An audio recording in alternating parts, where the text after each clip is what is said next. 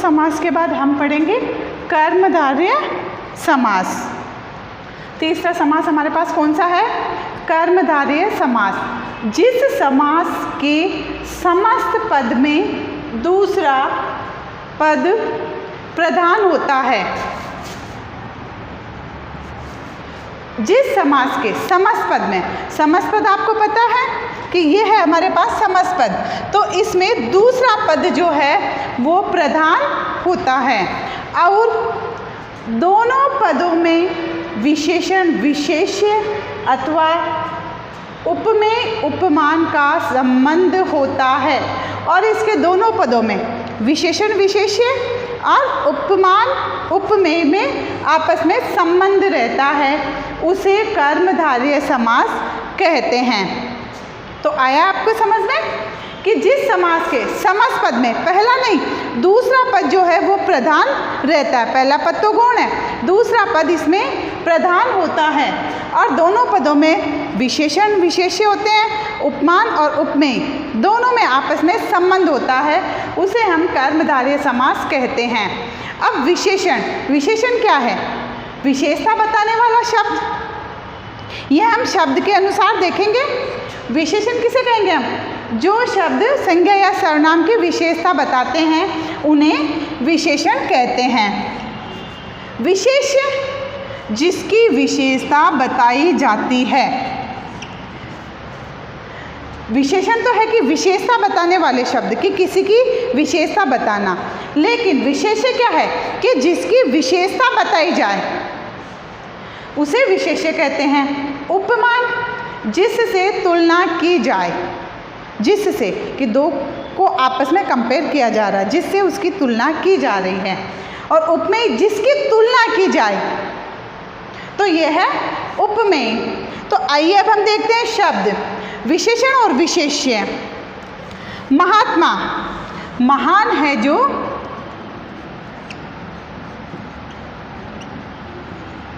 आत्मा, तो इसमें विशेषता किसकी बताई गई? आत्मा, कि किसी व्यक्ति की विशेषता बताई जा रही है कि वह व्यक्ति कैसा है?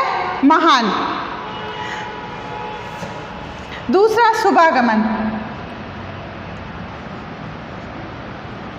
शुभ के लिए आगमन, शुभागमन, शुभ है जो आगमन।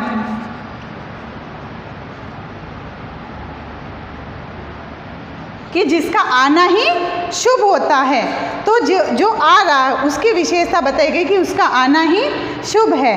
पीतांबर, यहाँ पर वस्त्रों की विशेषता बताई गई है कि पीला है जो अंबर, तो अंबर की विशेषता बताई जा रही है। पीतांबर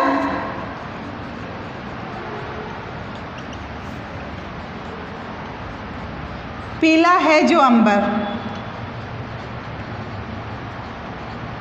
अंबर का मतलब तो बच्चों आप समझते हैं वस्त्र, तो यहाँ पर वस्त्र की विशेषता बताई जा रही है।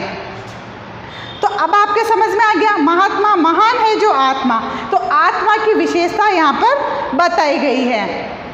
तो विशेष्य क्या हुआ? जिसकी विशेषता बताई गई। अब विशेषता किसकी बताई गई? महान। शुभागमन, शुभ है जो आगमन, कि जिसका आना ही शुभ होता है। पीतांबर पीला है जो अंबर, तो यहाँ पर वस्त्र की विशेषता बताई जा रही है कि वह पीला है। उसी तरह से उपमान और उपमेय, घनश्याम, घन के समान श्याम,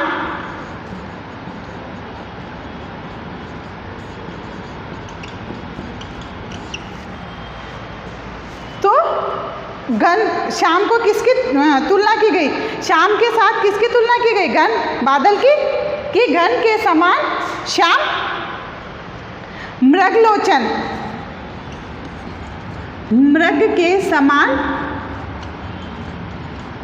नयन,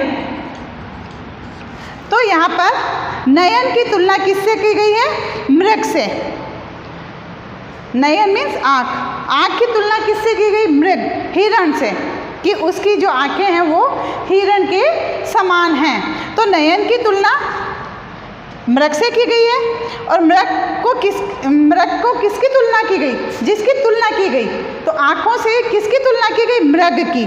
तो मृग यहाँ पर उपमेय हुआ और नयन यहाँ पर उपमान हुआ।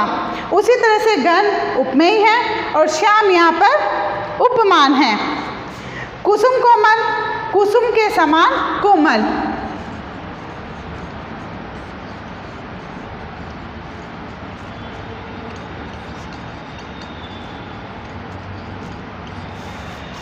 तो कोमल किसके समान बताया गया? कुसुम के समान। कुसुम में फूल के समान कोमल है। तो यहाँ पर कोमल जो है वो उपमान है और कुसुम उपमेय है कि कोमल को किसकी तुलना की गई? कोमल की कुसुम से। तो ये हुआ हमारा कर्मधारय समास कि जिस समास में दूसरा पद प्रधान होता है, जिसमें विशेषण विशेष्य उपमान उपमेय का आपस में संबंध होता है, वहाँ पर कर्मधारय समास होता है। तो बच्चों आगे आपके समझ में कर्मधारय समास। आइए हम अगला पढ़ते हैं।